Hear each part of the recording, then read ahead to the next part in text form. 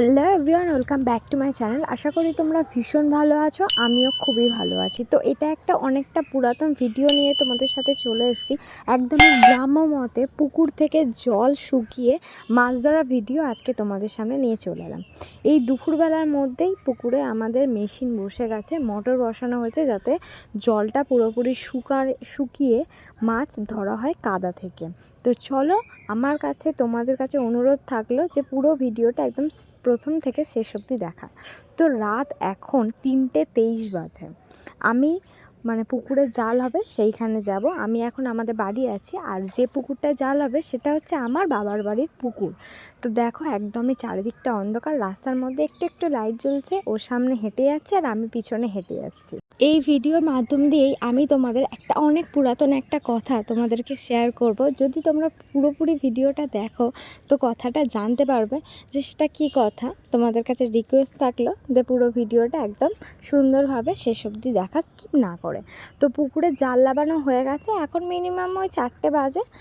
এরম সময় জাল লাগানো হয়েছে। আমার বড় পিসিও চলে এসছে তার শ্বশুরবাড়ি থেকে বাপের বাড়ি। আমরা সবাই আগ্রহ, অনেকটা দিন পর আজকে পুকুর থেকে মাছ ধরা হবে এমনভাবে, জল শুকিয়ে।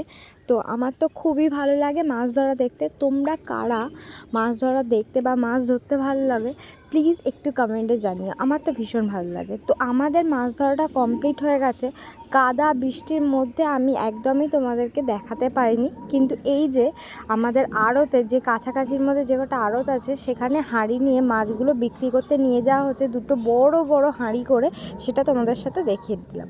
আর এই যে সবথেকে বড় বড় মাছগুলো ধরা হয়েছে সেটাও তোমাদের দেখাবো।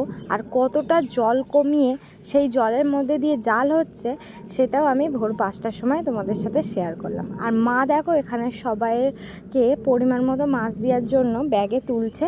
যে বড় বড় মাছগুলো রাখা হয়েছে সেইগুলো এক একজনের বাড়ি পাঠানো হবে।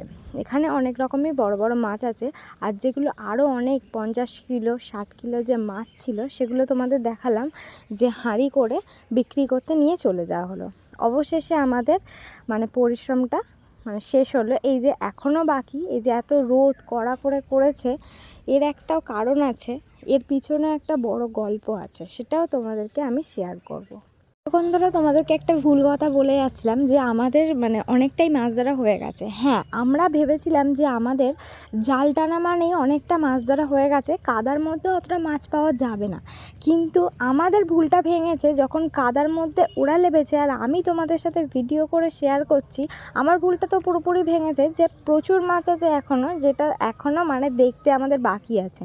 পুকুরে এবারে প্রচুর মাছ পাওয়া গিয়েছে। তার কারণ হলো এই যে ভিডিওটা আমি আজকে বানিয়েছি তোমাদের সাথে শেয়ার করছি। এই ভিডিওটা ঠিক যখন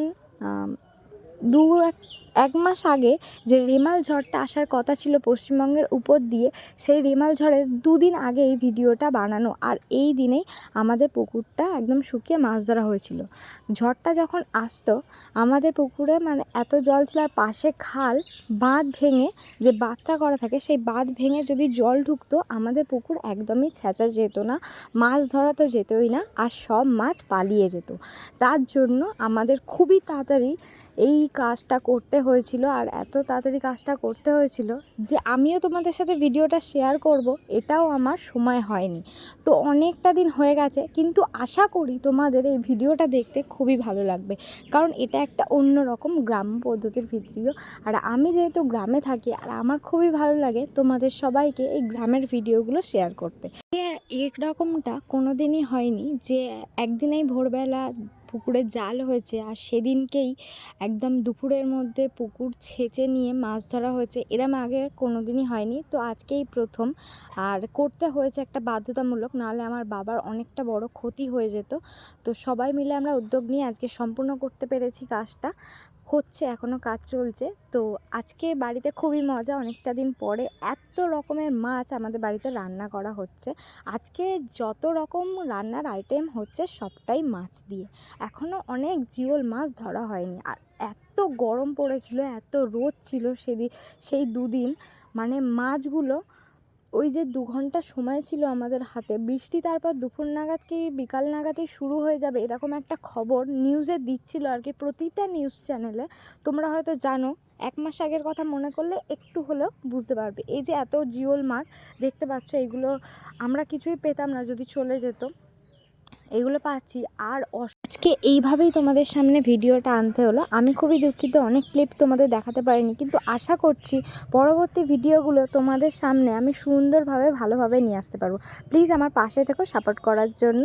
টাটা।